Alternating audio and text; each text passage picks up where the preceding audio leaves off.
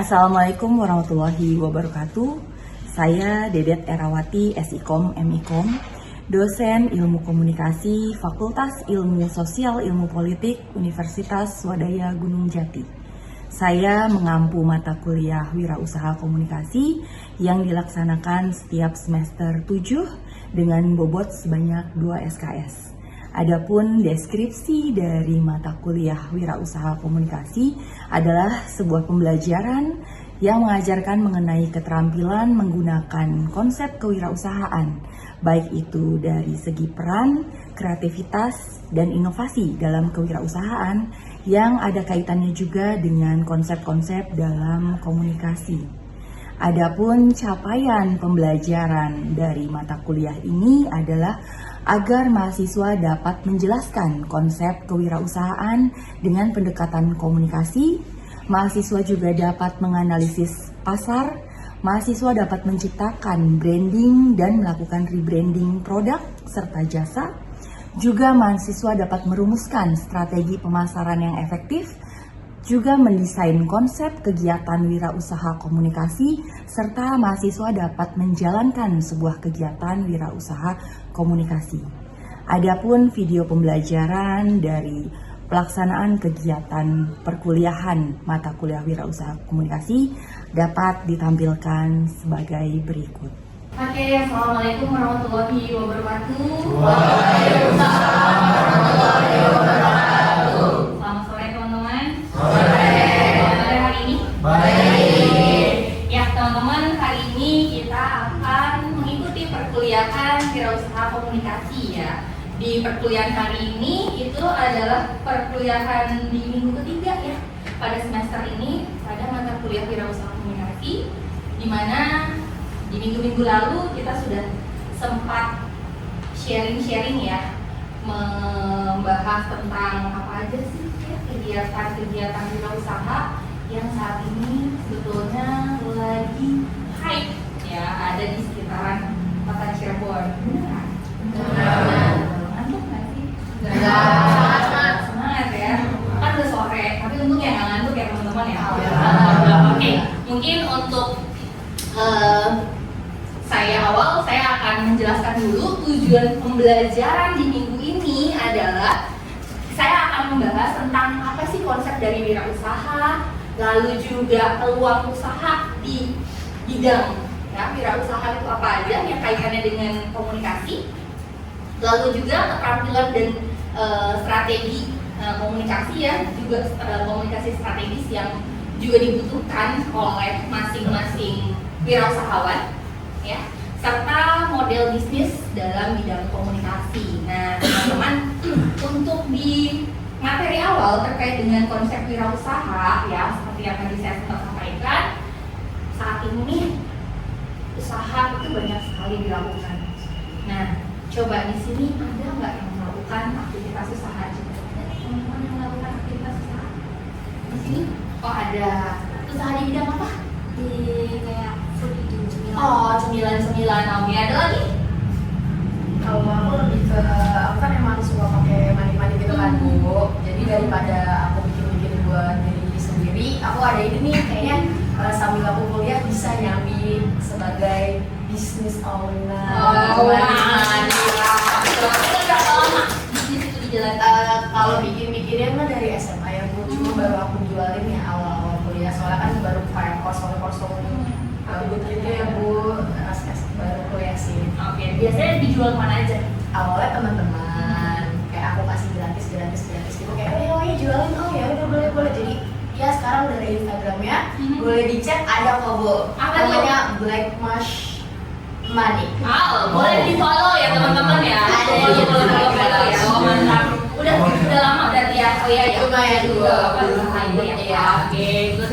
Oke, nah teman-teman tadi ya seperti yang dicontohkan Oya dan juga Nurul itu kan mereka menjalankan bisnis ya di era digital saat ini menggunakan media sosial, Instagram ya gitu kan. Nurul melalui Instagram juga gitu kan. Nah ini sama ya di wirausaha juga saat ini kayaknya nggak ada deh usaha yang tidak melakukan kegiatan usahanya tanpa mendekatkan dengan komunikasi. bayangin aja, misalnya Oya jual manik ya tadi ya, jual manik Oya bikin, terus Oya simpan aja di rumah. Kira-kira laku nggak ya? Nggak ada yang tahu ya Oya dagang. Saya juga nggak tahu kalau Oya nggak ngomong hari ini. Nanti dicek dulu ya setelah ini tadi kita nanti saya nanti mungkin akan jadi customernya Oya ya gitu kan. Nah tadi ya teman-teman, kenapa sih dalam konsep wirausaha tadi gitu ya selalu ada pendekatan komunikasi. Nah disinilah relevansi ilmu komunikasi terhadap kegiatan wirausaha komunikasi. Dimana kalau kita tahu saat ini ya, istilah semua di sini siapa yang nggak punya media sosial? Gak mungkin semuanya punya media sosial ya. Nah di sini karena adanya peningkatan permintaan jasa komunikasi digital, maka muncullah wirausaha komunikasi gitu kan, dimana adanya pergeseran ya aktivitas bisnis atau aktivitas apapun lainnya dari yang tadinya sifatnya konvensional menjadi digital, maka adalah peningkatan permintaan jasa tadi gitu kan, pembuatan konten ya, banyak banget ya artis dadakan sekarang ya jadi dari blogger ya, influencer dan sebagainya. Di sini juga pasti ada ya seperti itu, banyak sekali ya dari ilmu komunikasi ini mahasiswanya yang aktif tadi ya jadi influencer ya, banyak followersnya, selebgram ya, seperti itu betul. Nah yang kedua juga meningkatnya persaingan di ranah online, gimana ketika kita melakukan aktivitas bisnis ya, dulu kan dagangnya door-to-door, buat punya bahan dagangan nih, hidung ya, atau melalui ya tadi datang ke kantornya, datang kemana, menggunakan membawa produknya ya sampai repot sekali gitu ya. Sekarang simpel aja, bikin kontennya, posting di media sosial, terus udah deh ya, terjadi transaksi pembelian di media sosialnya. Sekarang gini, kan ada tuh memes ya, lebih baik di rumah aja biar ingat nggak keluar, nggak ada ongkos angkot ya, transport yang lain-lain, tapi ternyata paketannya datang banyak melalui Shopee ya, salah satunya ya. Yang seperti itu sama adanya peningkatan persaingan transaksi di ranahnya online. Ada Shopee, ada Tokopedia ya, ada juga Lazada ya, yang promonya juga makin wow ya saat ini seperti itu. Selanjutnya juga ada peran media sosial sebagai alat utama untuk komunikasi. Iya, saya bilang di sini ada nggak sih yang nggak pakai handphone? Nggak mungkin, pasti pakai handphone semua ya. Yang kedua, ada nggak yang nggak punya Instagram ya, media sosial lainnya? Pertanyaan saya selanjutnya adalah, ketika kalian bangun tidur, hal pertama apa? Selain buka mata ya, pastinya. Buka mata udah pasti. Selanjutnya setelah buka mata apa yang kalian lakukan? Cari kacamata. Oh, cari kacamata karena kelihatan tuh ya buat kita yang kacamata benar juga. Tadi ya, handphone. Buka apa pertama kali? Instagram, TikTok ya gitu kan. Nah, ada komen masuk nggak nih gitu ya? Ada yang follow nggak nih dan sebagainya gitu kan ya? Itu yang dilakukan juga. Jadi tentunya peran media sosial saat ini itu sudah menjadi alat utama untuk komunikasi. Malahan kadang di satu rumah, di tempat yang sama, asik dengan gadgetnya masing-masing. Jangan kan gitu di sini aja, ya. Ketika misalnya sayanya belum datang, ya. Terus nanti teman-teman udah asik aja, walaupun satu ruangan yang sama, tapi asik dengan gadgetnya masing-masing. Apalagi dengan sekarang banyaknya games, ya. Itu juga sama ya. Makin orang akhirnya fokus dengan gadgetnya masing-masing, dengan media sosialnya masing-masing, gitu ya. Yang dekat menjadi jauh, yang jauh terasa dekat, gitu kan. Selanjutnya juga yang kedua, adanya tren digital saat ini yang membuka peluang luas di sektor kreatif dan media. Ya tadi ya, konten kreator atau Oya gitu kan ya. Dimana saat ini perkembangan internet luar biasa ya. Ada nggak di sini yang nggak beli kuota 1 bulan? Nggak ada. Berapa biasa menghabiskan kuota dalam 1 bulan? 30.000. Berapa giga? 3 giga. Ada yang lebih? 50. Berapa giga? 20 giga. Main aja. Oh, dagang ya tadi ya? Iya, betul. Good. Owner, ya betul. Tadi ya perkembangan internet tadi ya yang digunakan oleh banyak masyarakat ya untuk menjalankan bisnisnya ya, tren digital yang naik tadi ya. Selanjutnya media sosial. Iya, dikit-dikit posting. Saya malahan beberapa hari yang lalu saya sempat melihat di feeds IG ya, muncul ya, ada sebuah asrama mahasiswa yang ketika wifi-nya mati 1 menit aja langsung berteriak semua gitu kan, karena ya tadi kayaknya nggak bawa uang di dompet masing-masing daripada nggak punya HP, nggak ada kuotanya ya nggak? Ya itu sangat benar karena kita merasa aktivitas kita, komunikasi kita betul-betul habis ya di situ. Selanjutnya ada platform streaming ya, ada juga teknologi mobile. Nah yang kelima nih, kecerdasan buatan AI. Habis tugasnya. Ada nggak yang ngerjain tugasnya tanpa menyentuh AI? Jujur-jujuran. Itu katanya Mbak Vina. Ya, ada ya, tetap aja ya ketika kalian mau mencari referensi jurnal misalnya ya, itu menggunakan ChatGPT dan sebagainya ya sebagai referensi tadi ya, mencari data. Oke, selanjutnya, nah berdasarkan hal tadi ya, maka karena adanya kebutuhan tadi ya, meningkatnya tren digital tadi ya, kebutuhan atas sifatnya yang digital tadi itu, maka akhirnya mengubah cara orang untuk berkomunikasi. Yang tadinya ketemu itu harus langsung, akhirnya beralih ke digital. Saya sendiri pun ya, bimbingan juga selalu harus ya, bisa melalui Cidok ya, sehingga share data tadi saya bisa memberikan komentar di sana melalui Zoom dan sebagainya untuk memaksimalkan gitu kan aktivitas bimbingan yang dilakukan ya. Tapi memang terkadang online itu tidak bisa menggantikan 100% aktivitas offline ya. Kayak transaksi, kadang ada ya orang yang ketika berbelanja produk merasa saya harus megang barangnya nih, ukurannya nih biar pasti, karena kan kadang ada ukuran yang berbeda misalnya seperti itu. Nah ini sebetulnya saya hanya mengingatkan kembali ya dari materi minggu-minggu lalu gitu ya, dimana definisi dari wirausaha komunikasi itu kan adalah sebuah proses usaha ya, menciptakan usaha dengan mendekatkan pada bidang komunikasinya. Salah satu contohnya ada kampanye sosial yang dilakukan oleh pemerintah juga ya, BKKBN misalnya, Dinsos atau banyak instansi lainnya menggunakan kampanye sosial tadi, misalnya Bank Indonesia ya, dengan menggunakan kris ya, itu kan ya, ada kampanye sosialnya ya, uang digital tadi, PLN misalnya gitu kan. Lalu juga ada layanan konten digital, jasa PR dan lain-lain ya, seperti itu. Ada beberapa jenis usaha di dalam bidang komunikasi. Yang pertama, agensi humas, PR agent ya. Lalu yang kedua, produksi media digital. Nah, teman-teman di sini kan banyaknya aktif dalam kegiatan mahasiswa ya, KSM, ada UTV ya, ada Idental gitu ya, ada klise mungkin ya, atau aktivitas lainnya gitu kan. Di sini memproduksi media digital, YouTube, podcast, konten sosial, kayaknya apa aja bisa kita podcastin ya saat ini ya, gitu kan. Selanjutnya personal branding, ya, menjadi konsultan komunikasi, juga menjadikan ladang uang buat kita, gitu kan. Event dan brand activation, gitu kan. Selanjutnya juga ada copywriting, ya. Kalau teman-teman di sini mungkin ada yang sambil kuliah, sambil jadi penyiar radio, ya, announcer, misalnya, itu juga salah satu bentuk usaha dalam bidang komunikasi.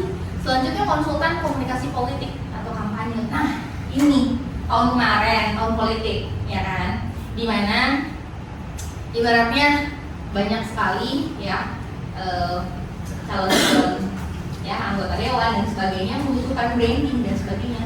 Tugasnya siapa sih untuk mengonsepkan hal tersebut? Konsultan komunikasi politik ya, konsultan kampanye. Gimana sih strategi kampanyenya yang tepat, yang kira-kira pas gitu ya saat ini, gitu, seperti itu. Selanjutnya ada keterampilan komunikasi yang strategik ya. Di sini untuk pelaku usaha sebaiknya memiliki kompetensi, salah satunya komunikasi strategis. Yang kedua, memiliki perencanaan media yang akan digunakannya, kontennya seperti apa, branding dirinya bagaimana, ya. Ketiga, kompetensinya public speaking. Gimana kita menjual? Kalau kita mau ngomong aja ragu, ya nggak sih? Ya, kita ragu sekali mau ngomong dan sebagainya di sini ya. Pitching, public speaking ya. Selanjutnya komunikasi pemasaran terpadu ya. Seperti apa strateginya dan sebagainya. Selanjutnya ada digital platform ya. Ini kita bisa mengukur segimana efektifnya media yang kita gunakan, segimana luasnya jangkauan ya yang sudah kita capai. Selanjutnya adalah networking dan manajemen relasi klien ya. Next, ini ada beberapa model bisnis komunikasi ya, tren dan peluang saat ini ya teman-teman. Ini ada beberapa tren dan peluang yang saat ini terbuka untuk kita orang-orang komunikasi ya. Freelance communication service ya, PR, writing, desain dan sebagainya itu juga sangat terbuka ya buat kita seperti itu. Nah, edu konten, podcast edukasi, misalnya hal sepele tadi ya, manik-manik. Tidak semua orang ngerti cara membuat manik-manik. Oh ya, membuat konten edukasi terkait cara melonceng manik-manik itu salah satu yang bisa dilakukan ya, seperti itu. Oke, nah teman-teman bisa kita lihat Anda sukses, katanya enggak, Anda lebih sukses kalau sudah sukses. Jadi ilmunya sekali lagi, orang sukses itu harus jago ngomong, harus jago cerita, harus storytelling. Dilihat seluruh orang sukses itu jago ngomong. Hanya pelajarin untuk ilmu ngomong, pelajarin untuk ilmu ngoceh. Kadang-kadang banyak orang terhalang suksesnya itu karena tidak bisa menyampaikan idenya, tidak bisa menjual, tidak bisa merayu orang, tidak bisa meyakinkan orang. Tanya, karena ilmu ngoceh, ilmu storytelling, ilmu tidak hanya public speaking tuh. Kenapa ya? Dalam ilmu kita ngomong itu, berkomunikasi itu tidak hanya ngomong, kita mendengar, bagaimana kita berperilaku itu komunikasi juga tuh. Bagaimana kalau kita juga makan malam, apa hal-hal yang tidak boleh dilakukan dan apa nomor dua, pelajarin juga bagaimana kita memprofil diri saya, membuat diri kita berbeda dari mereka. Itu disebut dengan personal branding. Wah, kita kalau berusaha dan usaha saya ini loh, saya usaha yang mereka loh, saya pengusaha yang selalu perform apa yang saya jadikan. Saya adalah pengusaha yang penuh dengan integritas, saya pengusaha yang disiplin, pengusaha yang tidak pernah membuat produk-produk yang menzolimi orang atau mencelakakan orang. Jadi dua hal yang penting. Percuma Anda jualan, menjual produk apa, produk apapun kalau jati diri Anda personal branding cacat, Anda membeli perkara itu dua itu lagi komunikasi ditambah dengan branding yang pas, itu akan menjadi kombinasi yang luar biasa ya. Oh ya, tadi jadi kuncinya ngomong, ngoceh, doyan ngomong, doyan ngoceh. Pastinya salah satu yang milih masuk komunikasi karena punya basic doyan ngomong ya, gitu kan ya. Yang belum doyan ngomong juga akhirnya karena kuliah di sini mau nggak mau terlatih untuk menjadi doyan ngomong gitu ya. Nah, ketika jualan tidak ada interaksi yang terjadi, maka gimana produknya mau laku? Hai, saya dagang ketoprak, beli dong ketoprak saya unik, ketoprak saya lontongnya warna pelangi misalnya gitu ya. Nah, beda kan sama ketoprak yang lainnya gitu kan, seperti itu. Nah, itu teman-teman ya, itu salah satu alasan kenapa ilmu komunikasi bisa diterapkan dalam wirausaha komunikasi. Nah, sekarang jadi saya ngomong nih, tarik nafas dulu deh gitu ya. Nah, sekarang saatnya saya memberikan kesempatan untuk teman-teman untuk melakukan diskusi. Ini diskusi ya di sini dengan durasi waktu mungkin 30 menit lah ya kurang lebihnya, gitu kan. Teman-teman silakan membuat kelompok kecil sebanyak 3 orang masing-masing. Silakan tentukan tim kelompoknya.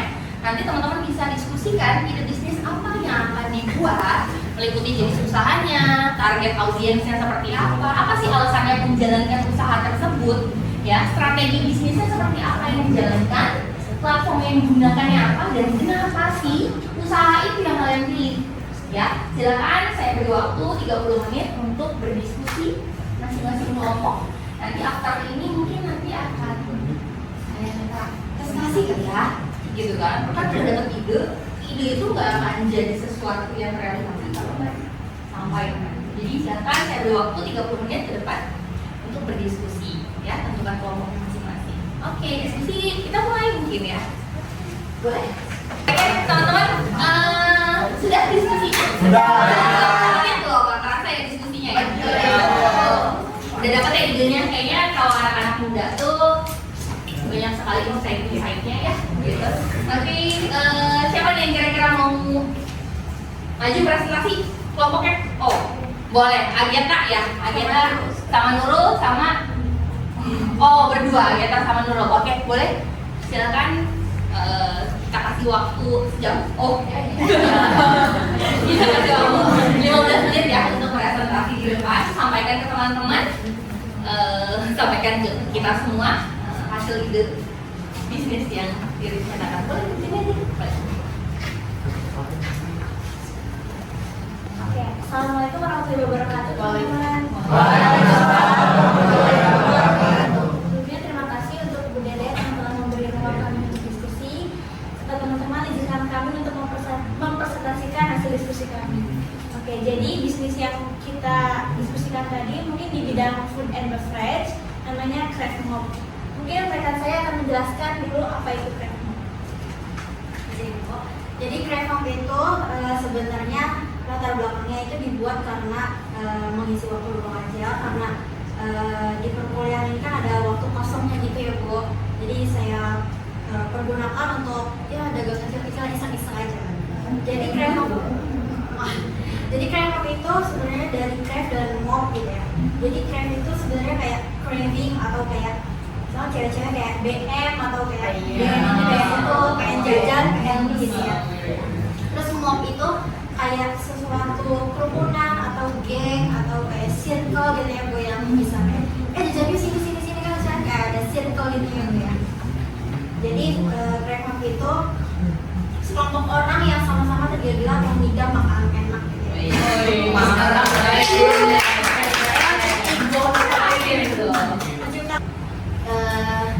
Gimana sih caranya kayak potensi viralnya tuh gimana di kalangan ya seenggaknya di kalangan seumuran gitu ya. Terus kita juga Craft Mop itu dibuat sama 2 orang, couple sama jadi menggarakan lewat makanan-makanan ini tuh bisa buat kayak quality time juga. Target audiens Craft Mop itu kebanyakan di seumuran, kadang ada ibu-ibu juga yang beli gitu kan. Sebetulnya target utama kalian anak muda. Iya, tapi ternyata meluas melebar ke ibu-ibu Iya, yang ke milenial juga. Terus kadang ada yang anak SMP juga tiba-tiba beli, kau beli ini gitu. Ada nggak newborn? Newborn ya, mana yang beli? Oke. Nah, kenapa beli PO? Karena kalau kayaknya ya, maksudnya Hemat budget. persiapan jualannya, soalnya aku saya belum pernah jualan yang kayak stand booth atau jualan gitu. Terus jadi ya latihannya PO dulu. Mungkin saya izin nambahin juga ya Bu, mungkin ini untuk budgeting juga supaya kita kan masih awal gitu. Jadi untuk mengumpulkan modal mungkin lebih bisa atur dulu aja. Oke, ya betul. Udah mau hemat budget ya tadi kan. Istirahat waktu dulu ya tadi ya, soal campuran waktu ya. Karena aktivitas lainnya juga ada ya. Harusnya mengecek ya, tes market ya, tes pasar ya, gitu kan. Gimana sih gitu ya peminatnya terhadap produk sehingga tadi tidak ada yang namanya kerugian di awal itu modal ya. Oke, good. Ada yang mau nanya? Oke. Berarti itu bukan ide bisnis ya, mungkin ide yang sudah dijalankan dari siapa namanya? Nurul sendiri ya? Iya, ide yang udah dijalanin dari April. Naik turun Ya. Sempat paling tinggi penjualannya sampai sehari berapa ya? 300.000. Mantap ya. Oke. Nah, memang tadi ya untuk menjalankan gak gampang ya ternyata ya. Tapi dengan strategi yang tepat tadi ya menggunakan pre-order dan sebagainya tadi ternyata cukup baik untuk meminimalisir budget yang bisa. Iya. Oke, utama kan? Cukup? Ada yang mau bertanya lagi? Izin boleh. Jadi untuk membangun bisnis itu gimana sih caranya untuk membangun bisnis dengan baik? Apalagi buat pemula tuh. Biasanya kan kalau awal tuh masih bingung gimana sih buat ngejalanin bisnisnya gitu segala macamnya. Jadi kayak baiknya itu bagaimana untuk membangun bisnis Oke. Menanggapi? Gimana? Oh ya boleh. Izin menjawab ya. Mungkin yang saya diskusi tadi dengan Nurul bahwa cara buat kita menyusun apa namanya tadi bisnis usaha itu supaya berlancar itu konsistensi. Konsistensi. Tadi Nurul diskusi dengan saya bahwa konsistensi itu sangat penting. Jadi kita harus konsisten. Misalkan hari ini kita harus gimana, besok juga dan lusa seperti apa gitu. Mantap. Cukup? Oke, boleh silakan kembali ke tempat. Mantap banget. Terima kasih Ageta dan Nurul ya. Tadi bisnis, gimana cara membangun bisnis konsisten? Karena sebesar apapun modal, ketika kita tidak konsisten, maka habis juga modal. Usahanya tidak akan jalan. Tapi ketika usaha itu dibarengi dengan konsistensi, keyakinan, fokus, ya bisa jadi. Nah, gimana sih kadang ngejalanin awal mula memilih bisnis? Bu, gimana sih Bu? Saya nih mau bikin bisnis, saya punya modal sekian rupiah, gitu ya. Tapi saya bingung bisnis apa yang mau saya jalankan. Teman-teman kira-kira tahu nggak apa cara paling gampang menentukan bisnis yang mau dijalankan? Ya, menjawab Sesuai dengan passion Personal branding ya. Personal branding sesuai passion ya. Good, ya betul, karena diawali ketika kita suka hobi ya, seneng, maka akan enjoy jalaninnya, maka kita bisa konsisten tadi jalaninnya. Ketika pun harus up and down tadi ya. Ya, oke, terima kasih teman-teman ya untuk presentasinya Nurul dan Ageta. Nanti mungkin berarti untuk minggu depan teman-teman bisa lanjut membuat perancang proposalnya, gitu juga untuk teman-teman yang lain. Ide bisnis yang tadi sudah didiskusikan silahkan tuangkan dalam proposal kegiatan bisnis sehingga nanti dari proposal itu bisa dijalankan kegiatannya seperti itu. Mungkin kalau untuk Nurul berarti pengembangan bisnis ya sifatnya seperti itu. Nah teman-teman, dari tadi diskusi banyak ya terkait dengan wirausaha. Nah, di sini ada tulisannya. Ya, saya mau bertanya sama teman-teman kan, gimana sih teman-teman melihat ya peran bidang ilmu komunikasi ya dalam kaitannya untuk membentuk masa depan kita sebagai calon wirausahawan, wirausahawan gitu ya. Dan calon pengusaha gimana sih caranya? Gimana sih pandangan kalian, penilaian kalian? Ya. Penting nggak sih? Sangat penting ya komunikasi dalam membentuk masa depan bisnis kita.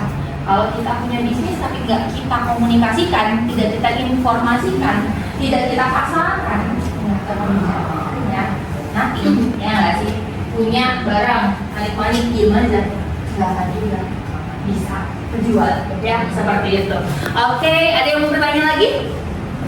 Cukup ya? Oke, cukup teman-teman. Maka kita sudah ada di penghujung perkuliahan pertemuan minggu ini ya. Jangan lupa nanti tugasnya minggu depan untuk membuat proposal bisnisnya ya. Terima kasih banyak. Kalau memang ada yang perlu didiskusikan setelah ini boleh, saya masih ada di ruangan, kita bisa diskusikan ya after ini, ataupun nanti kita bisa diskusi juga di ruang grup ya yang kita miliki. Terima kasih banyak. Selamat sore. Assalamualaikum warahmatullahi wabarakatuh.